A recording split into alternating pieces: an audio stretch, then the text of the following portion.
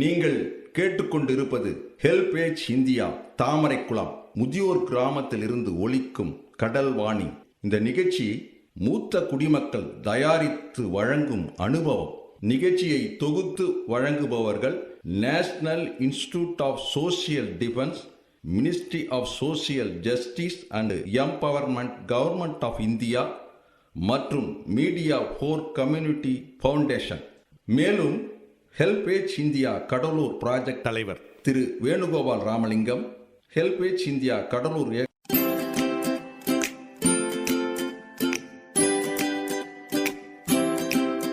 தந்தார்த்தம் என்று சொல்லியே வில்லினில் பாட வந்துடுச்சு கடல்வாணியே, வந்துருச்சு கடல்வாணியே. நல்ல நல்ல கருத்துக்களா நாங்களும் தினமும் பாட, சொல்ல வந்த கருத்துக்களா நீங்களும் தினமும் கேட்க, நீங்களும் தினமும் கேட்க. வந்துடுச்சு கடல்வாணியே, வந்துருச்சு கடல்வாணியே.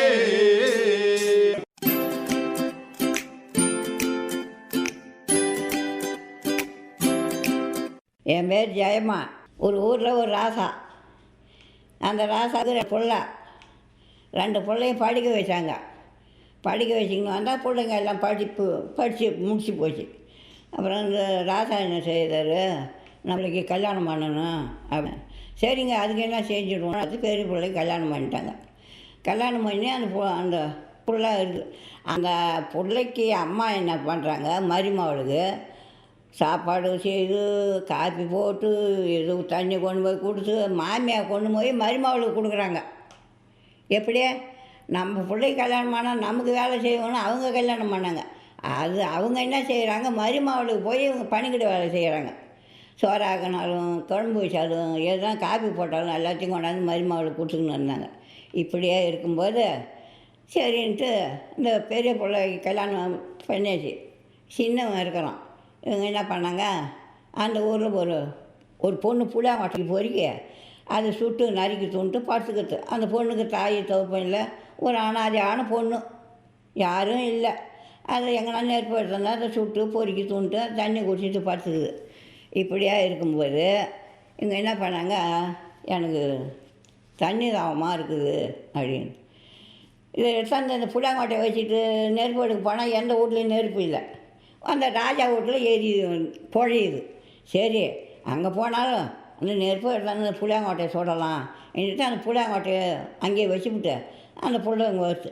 அந்த வீட்டில் என்ன செய்துக்கிறாங்க, பதறியும் பதார்த்தம், வடை பாயசம் அப்பளம் என்னென்னமா செய்யறதெல்லாம் செய்து அடுப்புங்கட்டில் வச்சுக்கிறாங்க. பார்த்தா அந்த ராஜா வீட்டில் தான் எரியுது. இந்த ராஜா வீட்டில் எரியுதுன்னு சொல்லிட்டு வந்தா பாரு, அந்த சின்ன பிள்ளை என்ன பண்ணால், இந்த பொம்பளை எங்கே போகிறாங்க பார்ப்போம் அப்படின்னு அந்த பொம்பளை வாரத்தங்காட்டியும் பரணியில் ஏறிக்கணும். பரணியில் ஏறிக்கணும் உக்காந்துருக்குறோம். இந்த பொண்ணு பூச்சி உள்ளே போனால் இதெல்லாம் உள்ளுக்கு மூக்கில் அடிச்சு பூச்சி வாசனை. இவன் என்ன பண்ணால் நெருப்பை தடுறான் கீழே அந்த சட்டையில் அள்ளி வைக்க. அவள் என்ன செய்கிறான், நாக்கில் தண்ணி விழுவுது. இந்த பலகாரத்தெல்லாம் பார்க்க அவளுக்கு தண்ணி விழுவுது நாக்கில். அடி சேர்ப்பாளா என்ன அப்படி அந்த நாக்கை அண்ணிட்டு ஒரு கொலுக்கிட்டு எடுத்தால் நாக்கு நட்டு தான் சுட்டுக்கின்னு நெருப்பு எடுத்துக்கின்னு வீட்டை போய் அந்த அவர் இருக்கிற இடத்துல கொண்டு போய் போட்டு நறுக்கி துண்ணிட்டு இருக்கும்போது இவன் திடீர்னு உயர வந்து இறங்கி வந்தான்.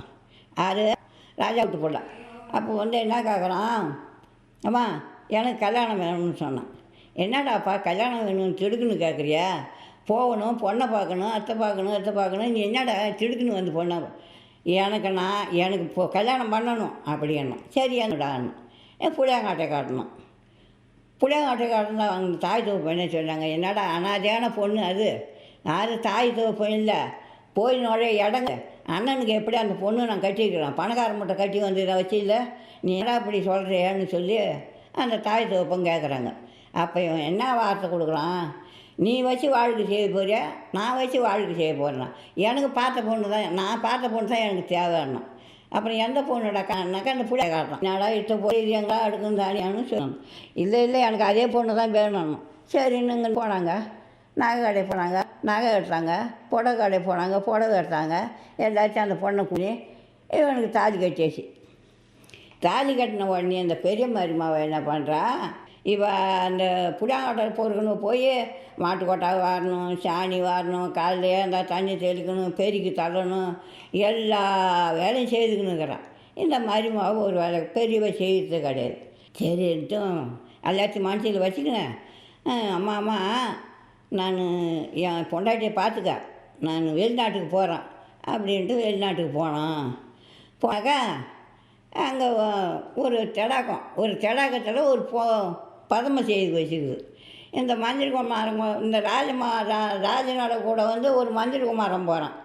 அப்போ அந்த இடத்துல போய் ராஜா எங்கேயே நில்லு, அது ஒரு கோவில் தெரியுது, அது என்ன கோயில்னு நான் பார்த்து வரேன்னு சொல்லி அவன் மஞ்சள் குமாரம் போனான். இப்படி போனான் அப்படி போனான், கிழக்க போனான், தெற்க போனான். அந்த தெற்க போன இடத்துல ஒரு பதமை செய்து வச்சுக்குது. பதமை செய்து ஒரு பூச்செண்டை கையில் கொடுத்து வச்சுக்குது. இவன் என்ன பார்த்தான், ஐயோ ராஜா வந்து அந்த பொம்மை மேலே இருப்பான் என்று திரும்பி அந்த மஞ்சள் குமாரம் வந்து போவோம் நம்ம ஊர்த்த போவோம். அப்படியெல்லாம் இல்லை, நீ போய் பார்த்துட்டு வந்த, நான் போய் பார்த்துட்டு தான் வருவோன்னு ஒரே அடம் முடித்தான். அடம் முடிச்சது சரியப்பா, நீ கிழக்க போ, மேற்கு போ, தெற்க போ, வடக்க மட்டும் போவாத. இவன் இந்த 3 வாசப்படியும் போனான். ஏன் இங்கே போவான்னு சொல்லிட்டு இவன் போனான் என்ன பண்ணான், இவன் ராஜம்மாவன் போனானே இவன் போய் இப்போ அந்த கோயிலை போய் பாரு, அந்த பொண்ணுக்கிட்ட போய் என்ன கேட்குறான், பொண்ணே பூத்தாரா பொண்ணே பூத்தாரா பொண்ணே பூத்தாரான்னு கேட்குறான். அது பதமாக கொடுக்குமா? கொடுக்காது. அதோட என்ன பண்ண, என்னடா காணாமல் ராஜமோகன் வந்து மஞ்சள் குமாரம் பார்க்கும்போது அந்த பொண்ணுக்கிட்ட முட்டி போட்டுக்கின்னு கை நீட்டிங்க அடக்கலாம். என்னடா ராஜா ராஜா ராஜானா திரும்பியே பார்க்கலாம், அந்த பதமுக்கிட்டே இருக்கிறோம். அப்படின்னா சரி நம்ம என்ன செய்யலாம், இவர் வரமாட்டார் அந்த ஊர போனோம். இந்த கோயிலுக்கு பூசேலி யாருன்னு கேட்டோம். அந்த ஊட்ட காட்டினாங்க. அப்போ அந்த பூசேலியே இந்த மாதிரி எங்கள் பதமை செய்து வச்சுருக்குது, எங்கள் ராஜா போய் அதில் முட்டி போட்டுன்னு பூசென்ட்ட கேட்குறாரு, அது எப்படி கொடுப்பாங்க?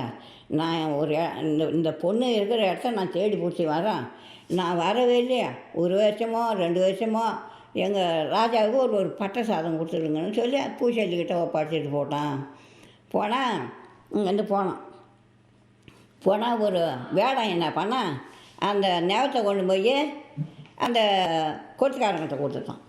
கொளுத்துக்காரங்க கொடுத்தது அந்த நெகம்தான், அந்த பொண்ணு இல்லை, அந்த நெகத்தை பார்த்து அந்த பதமை செய்துட்டான்.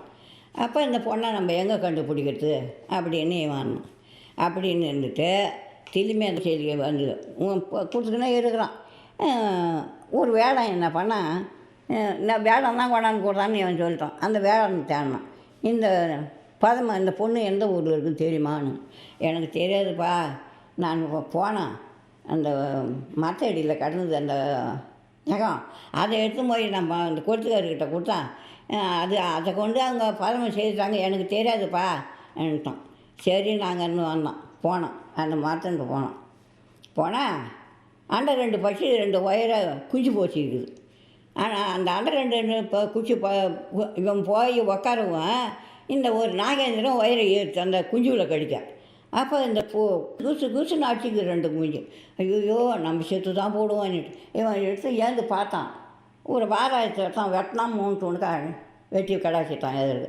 நிகழ்ச்சியை தொடர்ந்து கேட்பதற்கு முன் மூத்த குடிமக்கள் அதாவது சீனியர் சிட்டிசனின் உதவிக்கான டோல் ஃப்ரீ ஹெல்ப்லைன் எண்ணை நோட் பண்ணிக்கோங்க. 145667. இந்த டோல் ஃப்ரீ எண் காலை 8 மணியிலிருந்து இரவு 8 மணி வரை செயல்படும். மூத்த குடிமக்களின் உதவி மற்றும் ஆதரவிற்காக இப்போ அனுபவ நிகழ்ச்சி தொடர்ந்து கேட்கலாம். இந்த அண்டை 2 பட்சி 7 கடல் தாண்டி திருப்பாக்கடல் போய் கேரை பொறிக்கிட்டு இந்த 2 கிளிக்கு 2 ஆண்களையும் பொண்களையும் ஒரு கனி கொண்டாந்து அந்த குழந்தை கொடு. அன்றைக்கி கொண்டாந்து கொடுக்கும்போது என்ன, இது 2 வாங்கலை. ஏன் வாங்கலை, என்ன காரணம்ன்ட்டு தலையில் கொட்டி போடுறான். என்ன காரணம், ஏன் வாங்கலை, என்ன அம்மா நாங்கள் கனி வாங்குகிறோம், ஒரு கனியை போட்டு தானே ஒரு கனி தானே எடுத்தாந்து கொடுக்குறான், ஒரு கிளிக்கு தான் கொண்டு கொடுக்குறான், இந்த ஒரு கிளி வாங்கி என்ன பண்ணுறதுன்னு அந்த கிளி அதுவும் வாங்கலை. அவன் என்ன செய்தான், சரி என்னமோ தெரியல. அப்போ 2 குஞ்சு கொள்ளுது, அது ஒரு கலர் பாரு, அவர் எந்த காரியத்துக்கு வந்தாரோ அந்த காரியத்துக்கு நீ என்னமா பண்ணினா நான் அந்த கனியை தின்னுவேன். அப்பா நீ தின்னுங்க, அப்பா அந்த மரத்த அடியில் படு, நான் 4 மணிக்கு ஏந்திருப்பேன், ஏந்த உடனே நான் கீழே இறங்க என் ரெக்கையில் ஏறிக்க. ஆனால் 7 கடல் தாண்டி திருப்பாக்கடலூர் தான் போகணும். அங்கே தான் அங்கே அந்த பொண்ணு மாடியில் மெத்த மேலே இருக்குது வெப்பத்தணும். சரி நீ ஏறிக்கணும். ஏறி இந்த 7 இவன் என்ன சொல்கிறான், அந்த கிளி சொல்லுது 7 கடல் தாண்டுற வரையிலும் கண்ணையே திறக்கக்கூடாதுன்னா. 3 கடல் 4 கடலை தாண்டணும். 4வது கடலை கண்ணை திறந்து பார்த்தான். கண்ணை திறந்து பார்த்தா தங்கமும் வைரமும் சொல்லிக்க முடியல. தண்ணியும் கிடையாது, தண்ணி இல்லை அந்த கடலில். எல்லாத்தையும் சோமனை எடுத்தான். அப்படியே உக்காந்தான். மூட்டையை கட்டிக்கணும். நம்ம அந்த பணத்தை அந்த வைரத்தெல்லாம் எடுத்து பவுனையெல்லாம் கட்டிக்கின்னு திரும்பி அந்த கனி அந்த கிளி மேலே ஏறிக்கணும். அந்த பொண்ணு இருக்கிற இடத்த கொண்டு போய் இந்த வீட்டில் தான் இந்த பொண்ணு இருக்குது, நீ இங்கே இரு, நீ பார்க்கலாம் அந்த பொண்ணைன்ட்டு அந்த கிளி என்ன பண்ணுறது, 2 ரெக்கையை பிடிங்கி கொடுத்துட்டு அந்த மந்திரிக்குமார்கிட்ட, நீ எத்தனை வருஷம் சென்று வந்தாலும் இந்த இந்த ரெக்கையை வச்சு அவசரம் பண்ணால் நாங்கள் அங்கேருந்து வருவோம், ஒன்று ஏற்றி போய் உன்னோட இடத்துல விட்டுவிடுவோன்னு அவன் சொல்லிட்டான். சரின்னு அங்கேருந்து போனானே, அந்த பொண்ணு வீட்டுக்கு பக்கத்தில் ஒரு தெடாக்கம் கிடக்குது. நான் வர போயிருக்கிறேன் பவுனும் தங்கமும். அந்த தங்கத்தை விற்றான், அந்த மண்ணை வாங்கினான், வீடு கட்டுறான். அந்த பொண்ணு வீட்டுக்கு பக்கத்துலேயே கட்டுறான். கட்டும்போது அந்த கொத்துக்காரங்கிட்ட என்ன சொல்லிட்டான், அப்பா அந்த வீட்டுக்கும் சோரங்க வச்சுக்கிட்டு அது யாருக்கும் வரக்கூடாது, தெரியக்கூடாது, நான் போகணும், அந்த பொண்ணு வரணும் அப்படின்னு சோரங்க வச்சுட்டேச்சு. கட்டின உடனே என்ன பண்ணான், கடை வச்சோம். கடை வச்சு தான் இந்த பொண்ணோட தாய் வாங்க இது வாங்க அப்பா அண்ணன் தம்பி அப்படின்னா பழகிட்டாங்க. பழகினா அவங்க 1 வருஷம் அங்கே இருந்தால் அப்புறம் பார்த்தோம், இதுக்கு மேலே நம்ம இருந்தால் நம்ம ராஜா என்ன ஆகிறாரோ, நம்ம அந்த ராஜாவுக்கு போய் பதில் சொல்லணுமே அப்படின்ட்டு என்ன பண்ணால் பண்ணான்.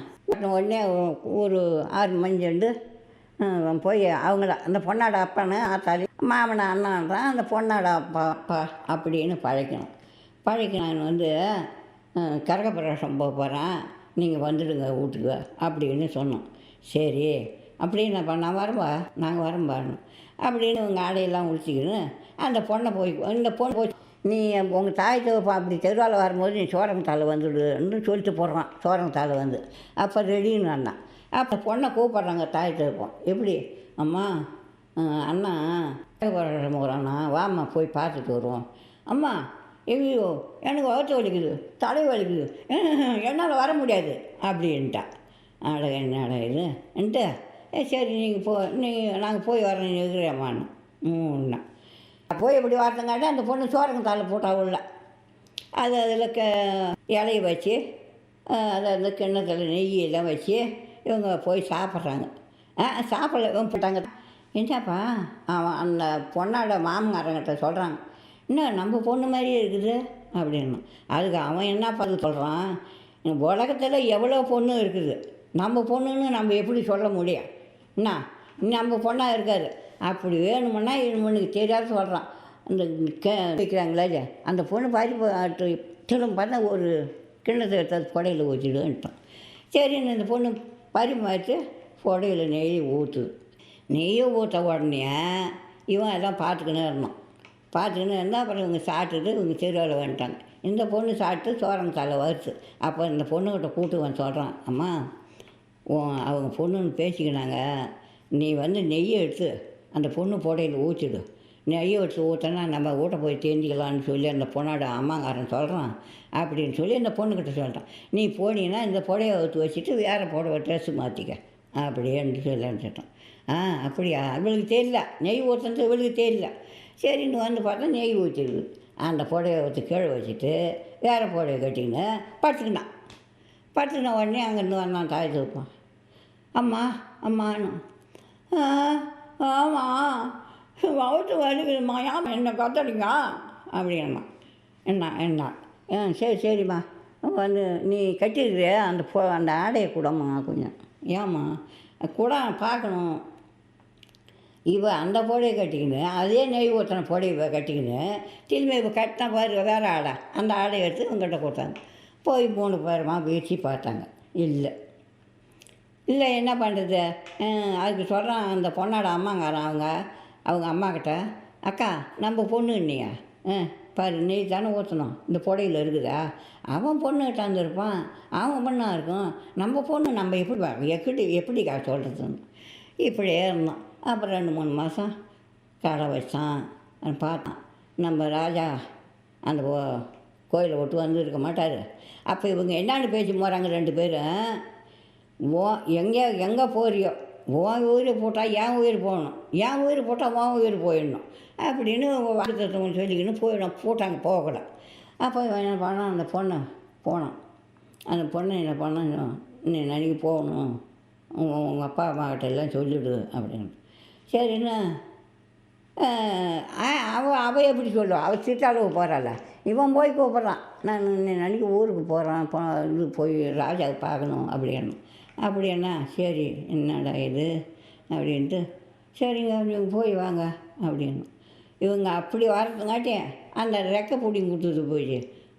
இந்த பட்சிவா அந்த ரெக்கையை வச்சு சூடம் சாம்பிராணி வச்சு அவசரம் பண்ணது இந்த அண்டை 2 பட்சியும் 2 வந்துட்டு வந்து 2 பேரையும் ஏற்றிக்கின்னு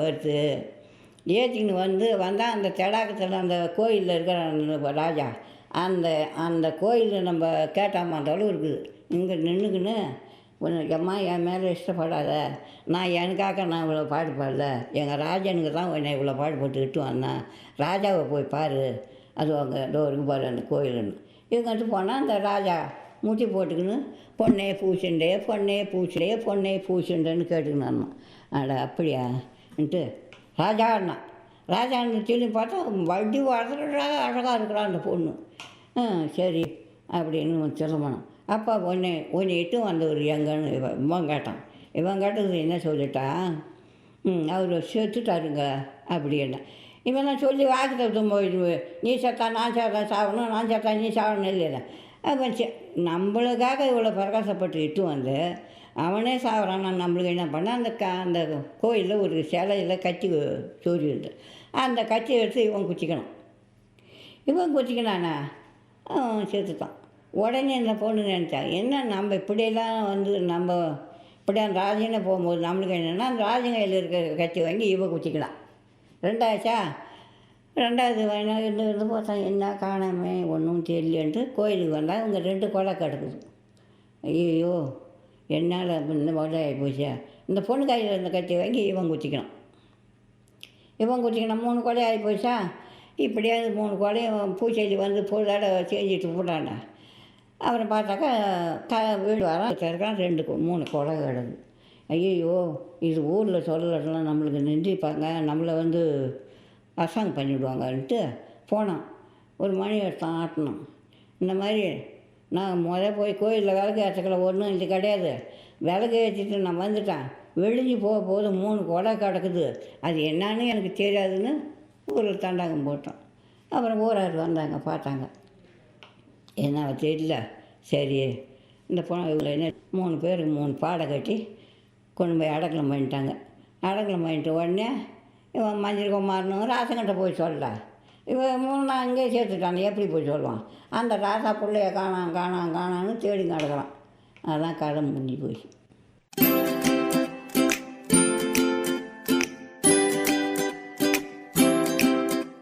நேயர்களே, இந்த அனுபவ நிகழ்ச்சி இத்துடன் நிறைவு பெறுகிறது.